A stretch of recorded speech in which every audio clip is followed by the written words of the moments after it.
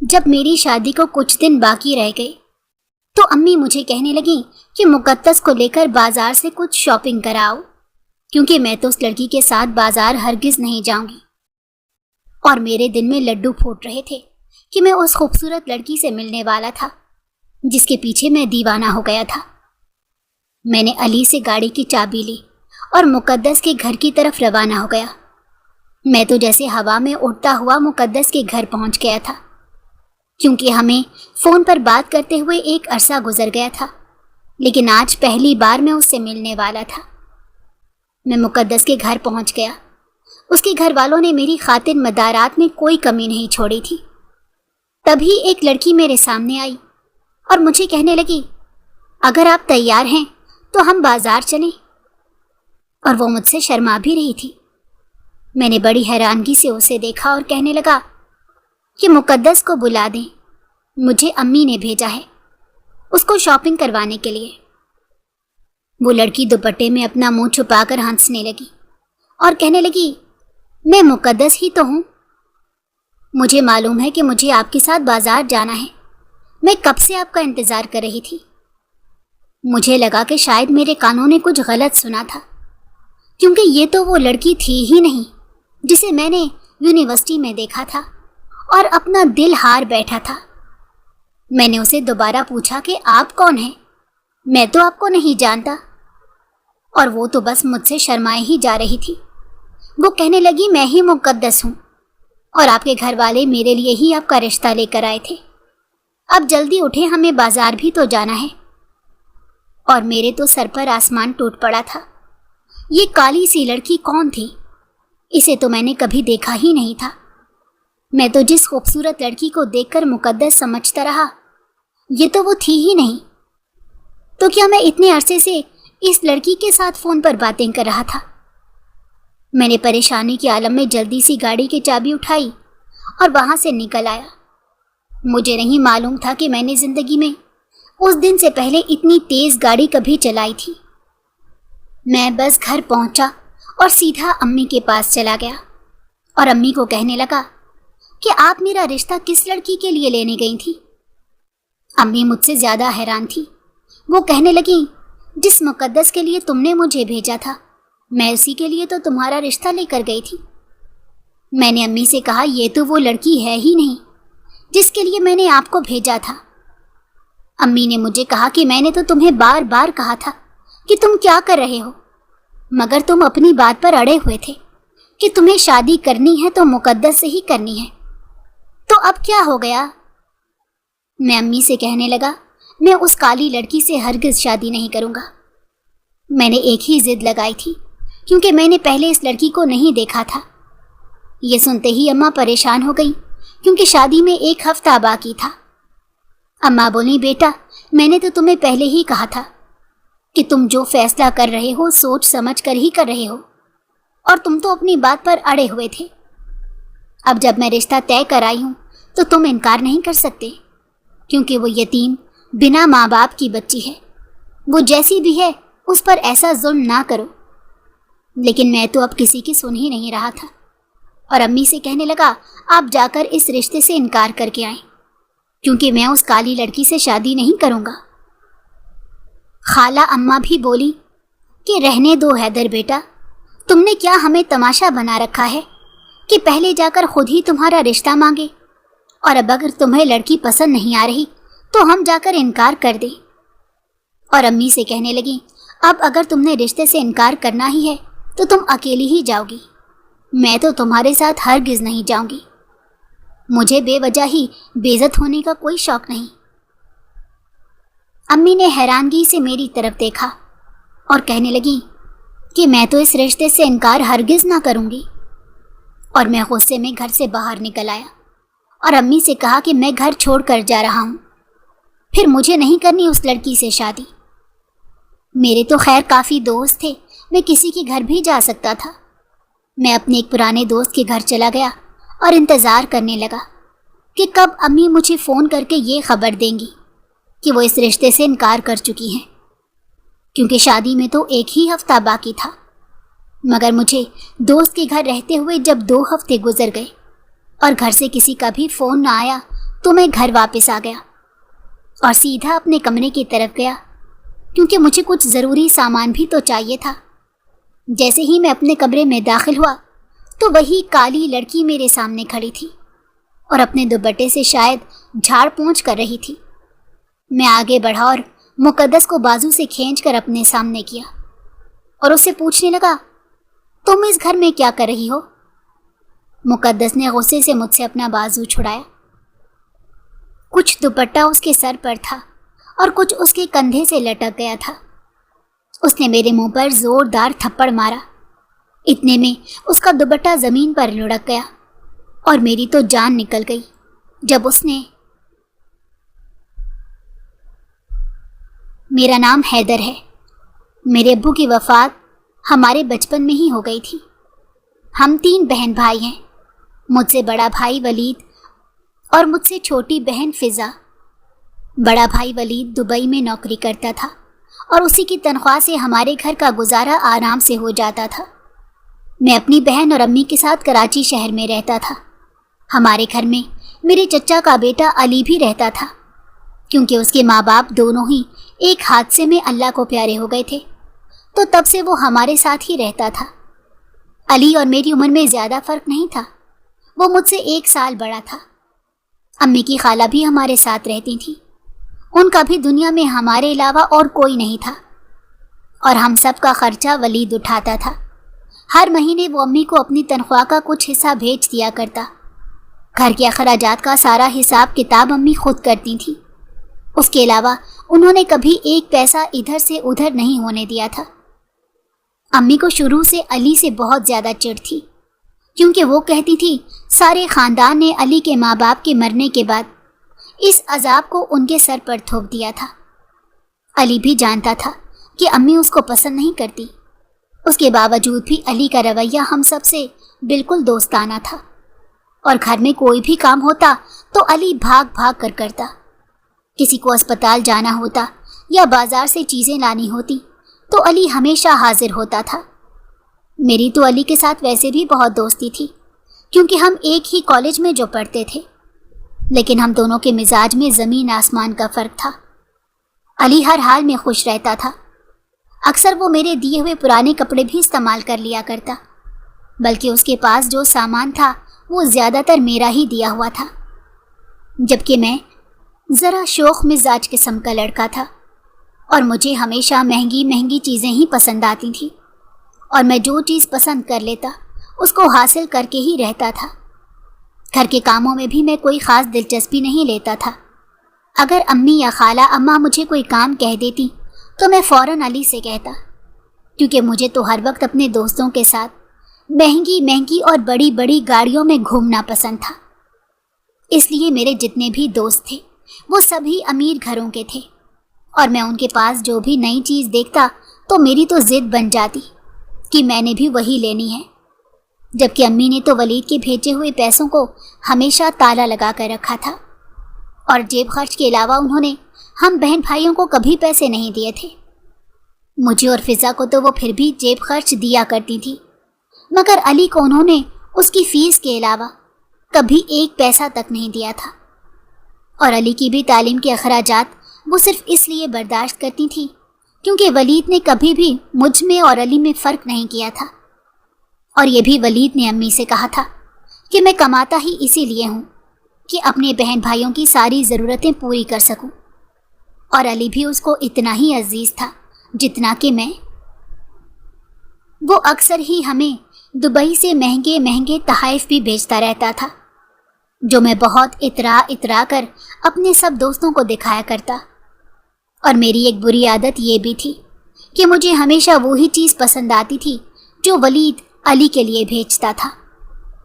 جب بھی ہم اپنے اپنے تحائف کھولتے تو میں ہمیشہ وہی چیز پسند کرتا جو ولید نے علی کے لیے بھیجی ہوتی، اور امی بھی کبھی مجھے منع نہیں کرتی تھی کہ میں علی کا بھیجا ہوا تحفہ کیوں لے لیتا تھا، بلکہ وہ یہ کہتی تھی کہ یہ سارا سامان ولید نے اپنے بہن بھائیوں کے لیے بھیجا ہے، اس لیے اس سامان پر زیادہ حق بھی اس کے بہن بھائیوں کا ہے، اور علی بیچارہ چپ چاپ وہ چیز مجھے تھما دیا کرتا۔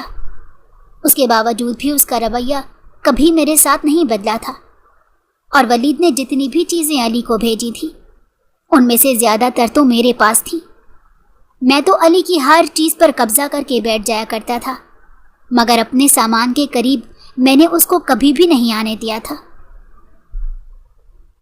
جب ہم کالج کے فائنل ایئر میں تھے اور فیس جمع کروانے کی آخری تاریخ تھی، تب علی کا والیٹ کہیں کھو گیا تھا اور وہ بہت زیادہ پریشان تھا۔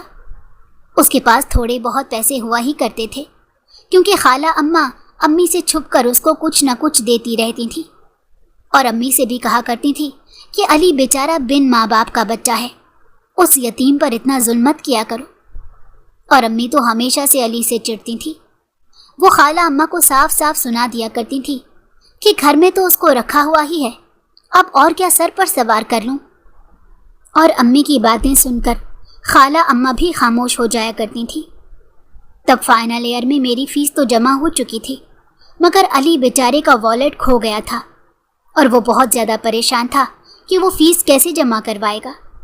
اس نے کبھی بھی امی سے پیسے نہیں مانگے تھے۔ اگر اس دن فیس جمع کروانے کی آخری تاریخ نہ ہوتی تو وہ تب بھی امی کے پاس نہ جاتا، مگر اس کی مجبوری تھی، کیونکہ اس کو یقین تھا کہ جب اس کی ڈگری مکمل ہو جائے گی تو اس کو ایک اچھی نوکری مل جائے گی اور پھر اسے امی یا کسی اور سے پیسے مانگنے نہیں پڑیں گے۔ وہ جیسے امی کے کمرے میں ان سے پیسے لینے کے لیے گیا تو امی کی آوازیں تو سارے گھر میں گونجنے لگی تھیں کہ میرا بیٹا پردیس میں بیٹھ کر اس لیے نہیں کماتا کہ میں تمہاری پڑھائی کے اخراجات ہی پورے کرتی رہوں، اور جو پیسے میں نے سنبھال کر رکھے ہیں وہ اس لیے نہیں رکھے کہ ان میں تمہارے خرچے پورے کرتی رہوں۔ علی امی کی منتیں کرنے لگا کہ چچی جان آخری دفعہ مجھے پیسے دے دیں، اس کے بعد میں آپ سے نہیں مانگوں گا، کیونکہ آج مجھے اپنی فیس لازمی جمع کروانی ہے۔ اور امی نے الماری سے پیسے نکال کر پھینکنے والے انداز میں علی کو پکڑائے اور کہا کہ اب اپنی شکل میرے سامنے سے گم کر لو۔ علی نے میرا اور فضا کا خیال بھی ہمیشہ بہن بھائیوں کی طرح رکھا تھا۔ اس نے کبھی بھی شکایت نہیں کی تھی کہ امی کا رویہ اس کے ساتھ تلخ تھا، نہ ہی اس نے خالہ اماں سے کبھی کوئی گلہ کیا تھا۔ ولید کو بھی اس بارے میں بالکل علم نہیں تھا کہ امی کا رویہ علی کے ساتھ کیسا تھا، اور مجھے تو خیر پرواہ ہی نہیں تھی۔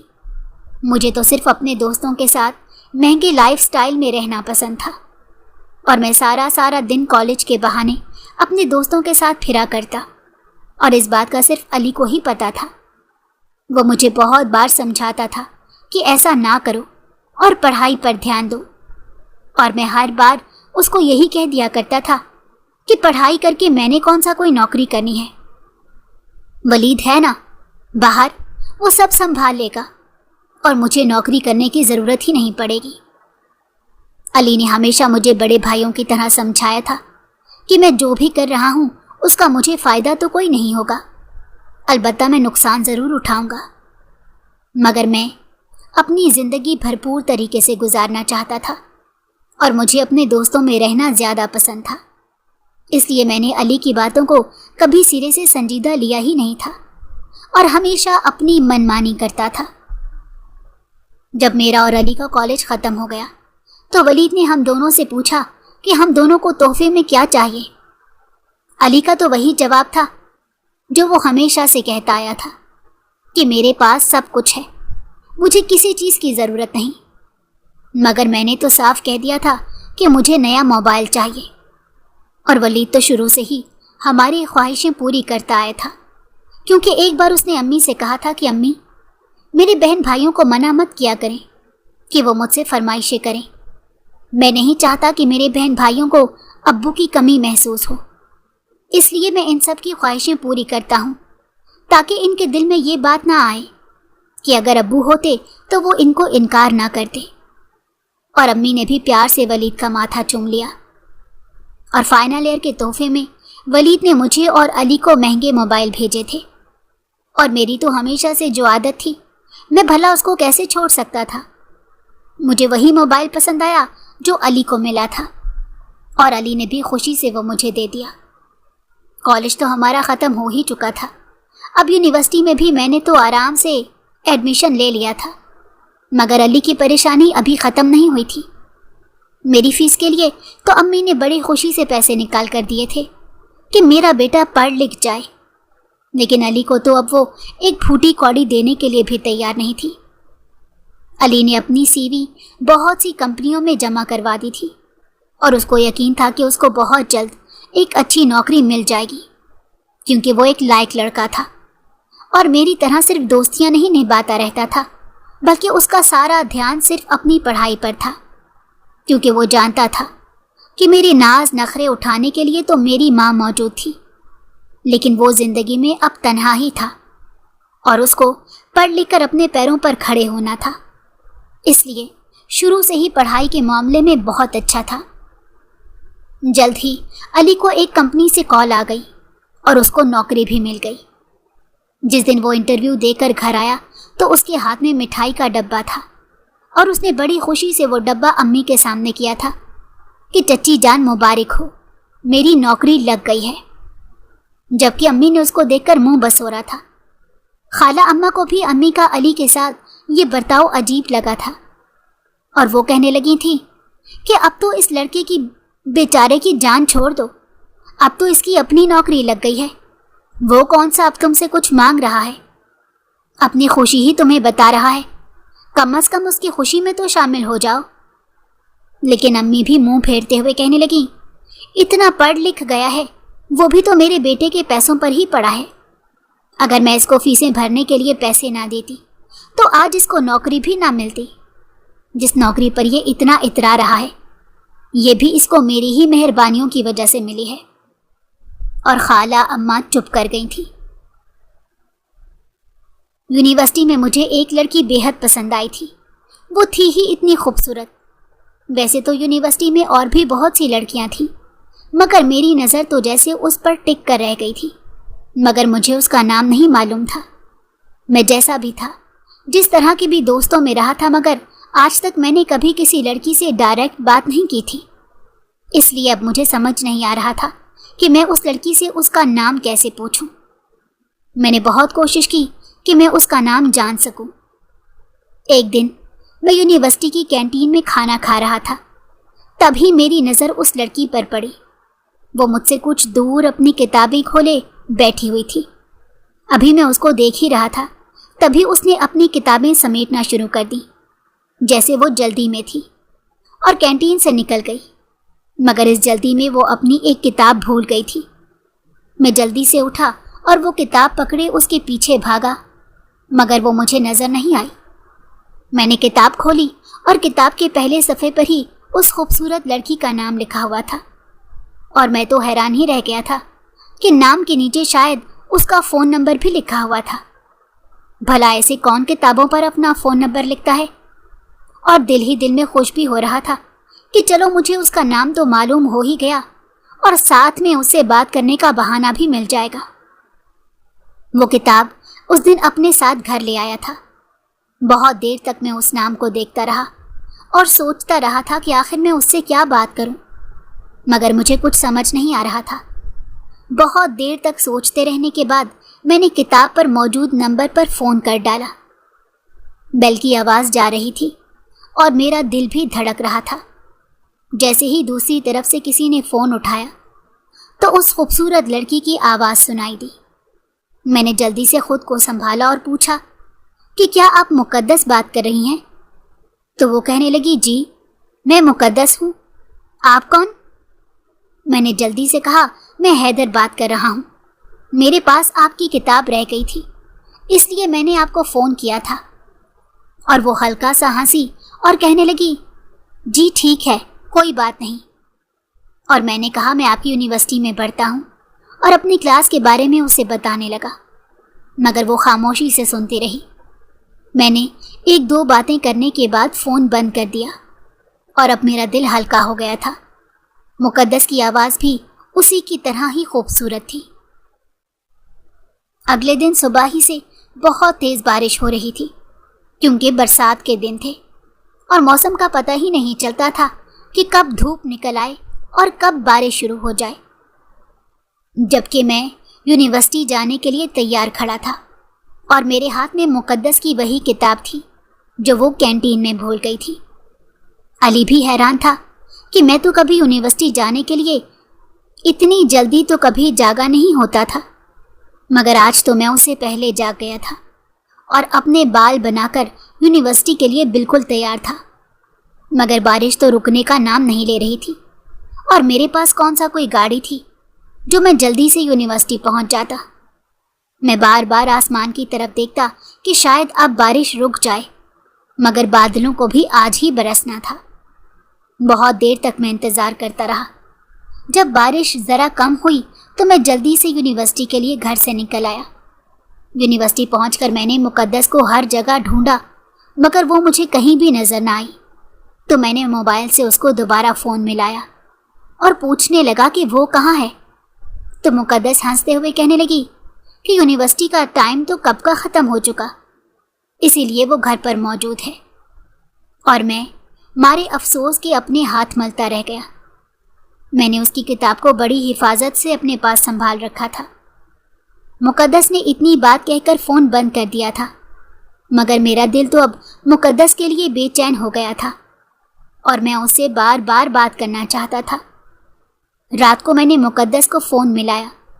کچھ ہی دیر کے انتظار کے بعد اس خوبصورت لڑکی کی مجھے آواز سنائی دی۔ اس کی آواز ہمیشہ زندگی سے بھرپور ہوتی تھی اور میرے سارے دن کی تھکاوٹ ختم ہو جاتی تھی۔ ویسے بھی میں کون سا کوئی کام کرتا تھا، بس سارا دن مقدس کی سوچوں میں ہی گم رہتا تھا۔ میں نے مقدس سے ادھر ادھر کی باتیں شروع کر دی۔ اب تو میری عادت بن گئی تھی۔ میں روزانہ اس کو ایک بار فون ضرور کیا کرتا تھا، مگر یونیورسٹی میں وہ مجھے نظر نہیں آ رہی تھی۔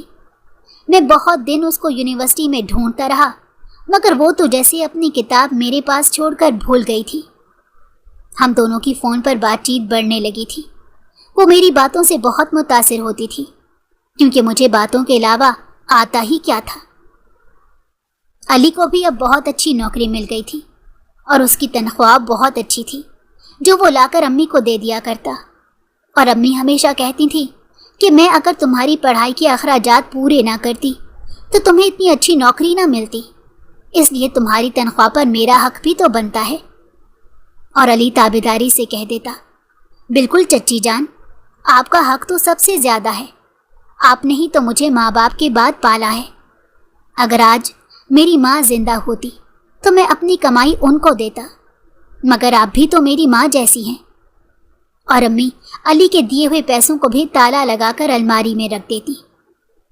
علی نے نوکری ملنے کے بعد ہم سب گھر والوں کا بہت زیادہ خیال رکھنا شروع کر دیا تھا۔ خیال تو وہ پہلے بھی رکھتا تھا، مگر اب جب بھی اسے تنخواہ ملتی تو وہ میرے اور فضا کے لیے لازمی کوئی نہ کوئی چیز لے کر آتا۔ اور خالہ اماں علی کو دعائیں دیتی نہ تھکتی۔ جبکہ امی کو علی شروع سے ناپسند تھا، تو اب وہ علی کو کیسے پسند کر لیتی؟ علی کی کمائی جتنی تھی اتنی تنخواہ تو ولید کی ملک سے باہر دبئی میں تھی، مگر علی نے کبھی بھی کسی بات کا غرور نہیں کیا تھا۔ اس نے اپنے پیسوں سے ہمارے گھر کا حلیہ بدل کر رکھ دیا۔ اس نے تو اس گھر کو ہمیشہ اپنا گھر سمجھا تھا، مگر امی نے کبھی بھی اس کو اپنے گھر کا فرد نہیں سمجھا تھا۔ علی کی محنت سے ہمارا سارا رہن سہن بدل گیا تھا، اور علی نے مجھے بھی ایک ہیوی بائک خرید کر دی تھی، کیونکہ علی تو شروع سے جانتا تھا کہ مجھے مہنگی مہنگی اور خوبصورت چیزوں کا شوق تھا۔ میں سارا دن اپنے دوستوں کے ساتھ بائک پر گھومتا رہتا اور شام کو گھر آ کر مقدس کو فون میں لا لیتا۔ اب مقدس بھی میری محبت میں مبتلا ہوتی جا رہی تھی۔ میں نہیں جانتا تھا کہ اس نے مجھے دیکھا بھی تھا یا نہیں، مگر اس کے باوجود بھی وہ مجھ سے محبت کرنے لگی تھی۔ ہماری بات کا سلسلہ صرف فون تک ہی محدود تھا۔ ہم نے کبھی کوشش نہیں کی تھی کہ ہم باہر کہیں مل سکیں۔ فون پر بات کرتے کرتے ہی ہماری محبت پروان چڑھنا شروع ہو گئی، اور میں نے گھر والوں سے ضد کرنا شروع کر دی کہ وہ میرے لیے مقدس کا رشتہ مانگنے اس کے گھر جائیں۔ جبکہ امی کہنے لگیں کہ علی تم سے بڑا ہے، پہلے اس کے لیے کوئی لڑکی دیکھنے دو۔ مگر میں تو بچپن سے ہی ضدی تھا۔ میں آخر کب تک مقدس سے صرف فون پر ہی باتیں کرتا رہتا۔ میں نے بھی امی کے سامنے ضد کرنا شروع کر دی کہ میں نہیں جانتا، پہلے میری اور مقدس کی شادی کروائیں، اس کے بعد علی کا کچھ سوچیں۔ علی بیچارہ تو شروع سے ہی چپ کر کے ہماری مانتا آیا تھا، इस बार भी वो खामोश हो गया और अम्मी से कहने लगा, चच्ची जान, मुझे कौन सा शादी की जल्दी है, और वैसे भी मैं पहले बिजनेस शुरू करूँगा, उसके बाद ही शादी का कुछ सोचूंगा। अगर हैदर को मुकद्दस से शादी करनी है तो पहले आप इसकी शादी करवा दें, मुझे कोई एतराज़ नहीं। और अम्मी तो जैसे फट पड़ी थी। वो अली से कहने लगी कि अगर तुम्हें एतराज़ होता भी तो मैंने कौन सा तुम्हारी बात मान लेनी थी, मुझे तो बस अपने बेटे की खुशी ज़्यादा अजीज़ है। और वो राज़ी हो गई कि वो मेरे लिए मुकद्दस का रिश्ता मांगने ज़रूर जाएंगी। मुकद्दस भी बहुत खुश थी कि मैंने बाकी लड़कों की तरह उसके साथ सिर्फ दोस्ती का ढोंग रचाकर टाइम पास नहीं किया था, बल्कि मैं उससे सच्ची मोहब्बत करता था और जल्द ही अपने घर वालों को उसके घर रिश्ता लेने के लिए भेजने वाला था। कुछ दिनों के बाद अम्मी ने मिठाइयाँ मंगवाईं और अली के साथ उसकी बड़ी सी गाड़ी में फिज़ा और खाला अम्मा को लेकर मुकद्दस के घर पहुँच गई। और मैं उस दिन बहुत ज़्यादा खुश था क्योंकि बहुत जल्द अब मुकद्दस मेरी होने वाली थी। मैं बेचैनी से सबका इंतज़ार करने लगा क्योंकि मुझे ये तो यकीन था ही कि मुकद्दस के घर वाले इस रिश्ते के लिए ज़रूर राज़ी हो जाएंगे, मगर मैं अम्मी के मुंह से सुनना चाहता था। मैं बहुत बेचैन था और अकेला सारे घर में बेचैनी से टहलने लगा। मेरा इंतज़ार ख़त्म हुआ और घर वाले वापस लौट आए। अम्मी ने बहुत हैरानगी से मेरी तरफ देखा। वो कहने लगी थी कि पूरी यूनिवर्सिटी में तुम्हें एक यही लड़की पसंद आई थी, क्या कोई और नहीं थी जो तुम्हारे दिल को भा जाती? और मैं अम्मी की बातें सुनकर परेशान हो गया था कि कहीं मुकद्दस के घर वालों ने इस रिश्ते से इनकार तो नहीं कर दिया। मैंने बेचैनी से अम्मी को पकड़कर पूछा कि ऐसा भी क्या हो गया है, क्या मुकद्दस के घर वाले इस रिश्ते के लिए तैयार नहीं हैं? तो अम्मी मुझे धक्का देकर बोलने लगी कि रहने भी दो, अब मेरा बेटा तो उस लड़की से 1000 दर्जे बेहतर है, वो क्यों ना मेरे बेटे को अपनी बेटी का रिश्ता दे दे। वो तो जैसे तैयार बैठे थे, मगर मुझे तो तुम्हारी वो मुकद्दस एक आंख नहीं भाई। और मैं खुशी से झूमने लगा था कि अब बहुत जल्द मुकद्दस दुल्हन बनकर मेरे घर आ जाएगी। मैं जल्द ही मुकद्दस से शादी करना चाहता था और अम्मी को कहने लगा कि वो शादी की तारीख भी पक्की कराएं। अम्मी तो मेरे आगे मजबूर थी क्योंकि मैं तो शुरू से ही जिद करके अपनी हर बात मनवाता आया था। उन्होंने मुझसे बार बार कहा कि हैदर, अपने फैसले पर गौर कर लो, लेकिन मैं तो ठान चुका था कि मैं शादी करूंगा तो मुकद्दस से ही करूंगा। और अम्मी मेरी शादी की तारीख भी तय कराई। मैंने इस सारे अरसे में मुकद्दस को नहीं देखा था और यूनिवर्सिटी तो मैं पहले ही कम जाया करता था। वो तो मुकद्दस ही थी जिसको देखने के लिए मैं यूनिवर्सिटी में उसका इंतज़ार करता रहता। मगर अब जब मुझे यकीन हो गया था कि वो बहुत जल्द मेरे घर आ जाएगी, तो मैंने यूनिवर्सिटी जाना छोड़ दिया था। जब मेरी शादी को कुछ दिन बाकी रह गए तो अम्मी मुझे कहने लगी कि मुकद्दस को लेकर बाज़ार से कुछ शॉपिंग कराओ, क्योंकि मैं तो उस लड़की के साथ बाज़ार हरगिज़ नहीं जाऊंगी। और मेरे दिल में लड्डू फूट रहे थे कि मैं उस खूबसूरत लड़की से मिलने वाला था जिसके पीछे मैं दीवाना हो गया था। मैंने अली से गाड़ी की चाबी ली और मुकद्दस के घर की तरफ रवाना हो गया।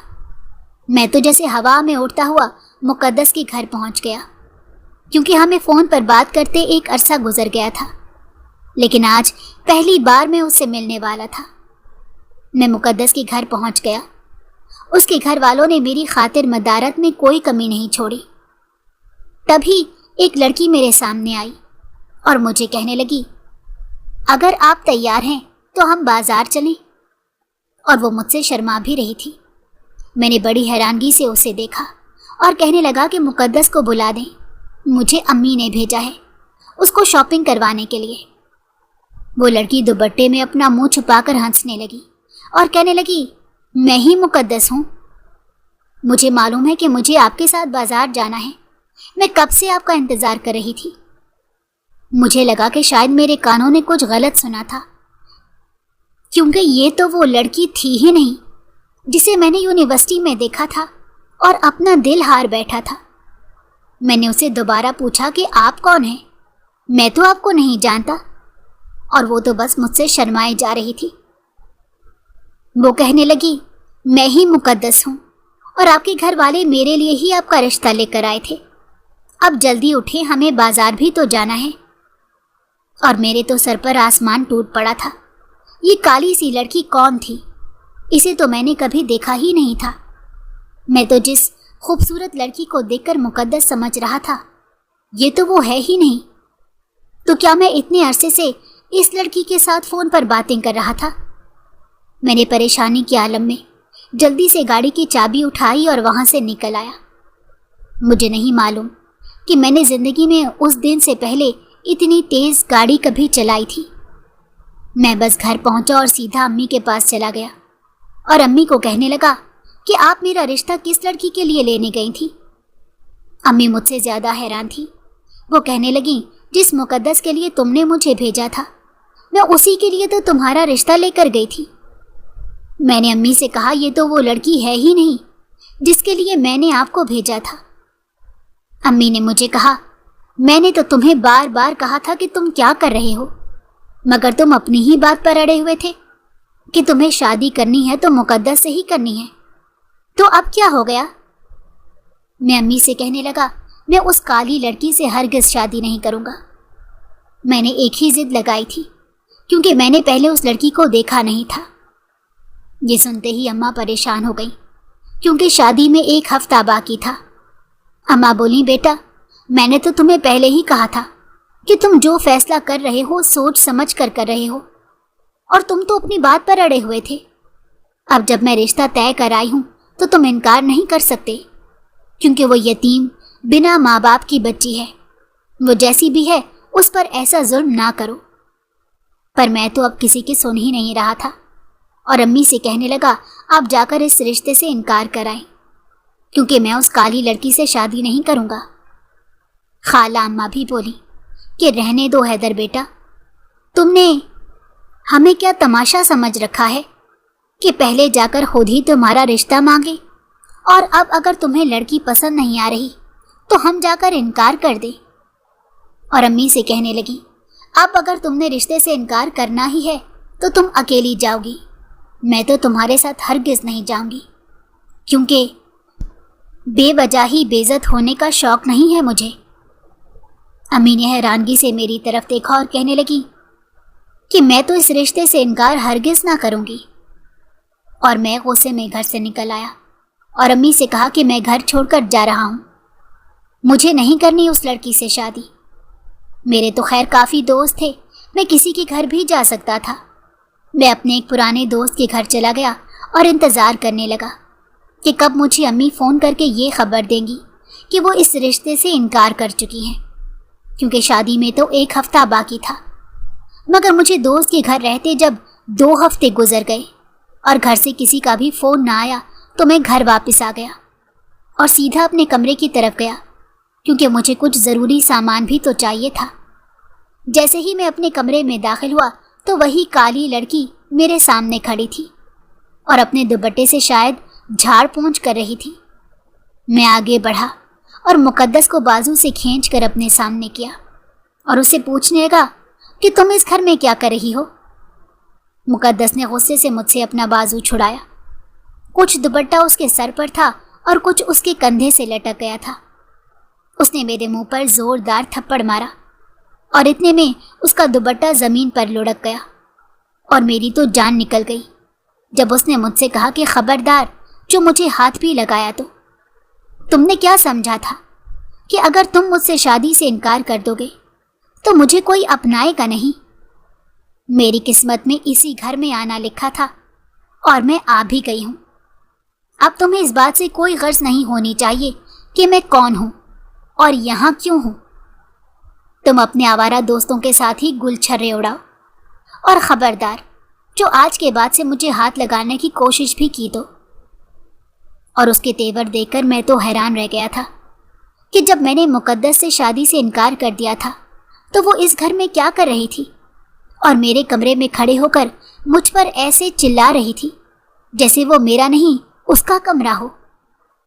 میں حیران ہوتا ہوا امی کے کمرے کی طرف بڑھ گیا اور جاتے ہی امی سے پوچھنے لگا کہ وہ لڑکی میرے کمرے میں کیا کر رہی ہے. امی کے چہرے پر تو مجھے دیکھتے ہی غصہ آ گیا۔ امی نے بھی مجھے وہی بات کہی جو میں مقدس سے سن کر آ رہا تھا، کہ اس کی قسمت میں یہی گھر لکھا تھا اور وہ اس گھر میں علی کی دلہن بن کر آ گئی تھی۔ امی کی بات سن کر تو میرے رہے سہے اوسان بھی ختم ہو گئے۔ مجھے نہیں سمجھ آیا تھا کہ یہ سب کیسے ہو گیا تھا۔ میں نے امی سے پوچھا کہ یہ سب کیسے ہوا، تو امی نے مجھ سے نفرت سے منہ موڑ کر اپنے کمرے میں چلی گئی اور میں ویسے ہی حیران کھڑا رہ گیا۔ تب خالہ اماں نے مجھے ساری رودات سنائی کہ کس طرح سے مقدس اس گھر میں آئی تھی۔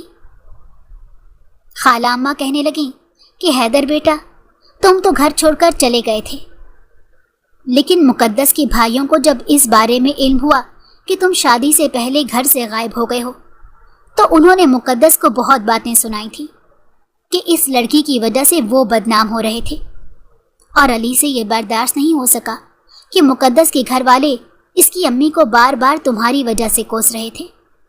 اس لیے علی نے مقدس کے ساتھ شادی کرنے کی حامی بھر لی، اور تمہاری ماں کو زندگی میں پہلی بار احساس ہوا تھا کہ اس کی اپنی اولاد نے اس کو ہمیشہ دکھ دیے تھے، جبکہ علی نے اس کا سر جھکنے سے بچا لیا تھا اور مقدس کو بیاہ کر اس گھر میں لے آیا تھا۔ اور اس گھر میں تمہارا ہی تو کمرہ سب سے زیادہ خوبصورت تھا، اس لیے تمہاری ماں نے تمہارا کمرہ اب علی کو دے دیا تھا۔ اور میں تو یہ سب سن کر حیران رہ گیا تھا کہ 2 ہفتوں میں کیا کچھ ہو گیا تھا۔ مجھے تو لگا تھا کہ اس بار بھی امی میری بات مانیں گی، اور جب وہ دیکھیں گی کہ ان کا جوان بیٹا اس طرح سے ان سے ناراض ہو کر گھر چھوڑ کر جا رہا ہے، تو ان کو میری ضد ماننا پڑے گی۔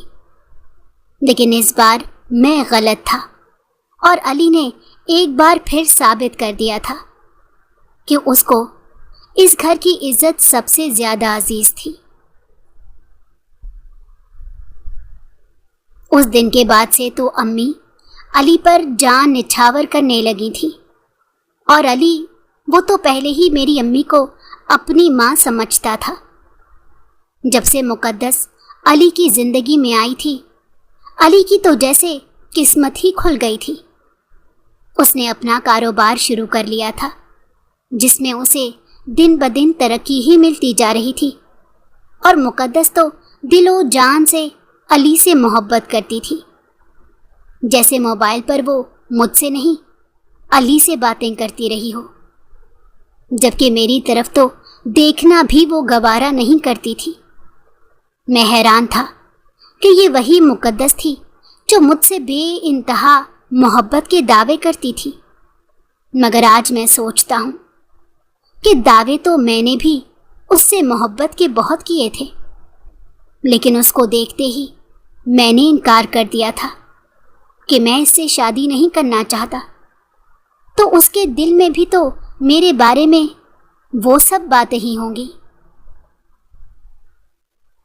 اس دن کے بعد سے جس طرح کا سلوک امی کا علی کے ساتھ تھا، اب ویسا سلوک وہ میرے ساتھ کرتی تھی، جبکہ علی کے تو وہ وارے صدقے جاتی نہ تھکتی تھی۔ مقدس کے علی کے زندگی میں داخل ہونے کے بعد سے تو جیسے علی کا بزنس آسمان کو چھونے لگا تھا۔ وہ شکل و صورت سے تو اتنی اچھی نہ تھی، مگر شاید اس کے نصیب ایسے تھے جس کی بدولت علی کو کاروبار میں اتنی ترقی ہوئی تھی، اور وہ مقدس کے ساتھ خوش بھی تھا۔ لیکن میں آج بھی سوچتا ہوں کہ آخر وہ لڑکی کون تھی جس کی کتاب میں نے آج تک سنبھال رکھی تھی۔